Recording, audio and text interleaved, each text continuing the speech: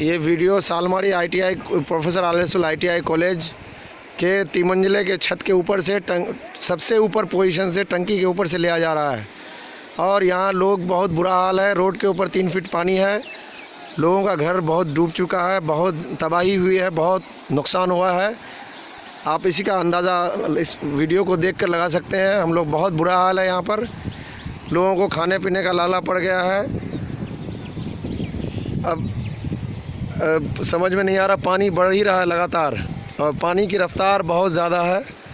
आप देख रहे हैं ये वीडियो, चारों तरफ लगभग घर, कुछ लोग छत में है और कोई राहत सामग्री कहीं से कुछ बचाव और राहत कार्य नहीं चल रहा है और ना ही सरकार की तरफ से कोई यहाँ का कुछ पता चल रहा है कहाँ पे क्या मदद हो रहा है। यहाँ के लोगों को कोई मदद नहीं मिल पाई अभी तक और बहुत ही बुरा हाल है। हम अभी ITI कॉलेज के छत के ऊपर, टंकी के ऊपर से बोल रहे हैं। आप जिससे भी हो सके हम लोगों को मदद कीजिए।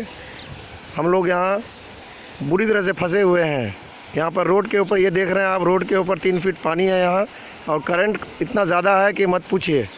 हो सके तो कहीं से कुछ मदद का जो उपाय लगाइए। और यहाँ पर सारे जगह से संपर्क टूट चुका है।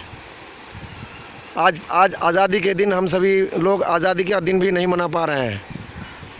जय हिंद, जय भारत।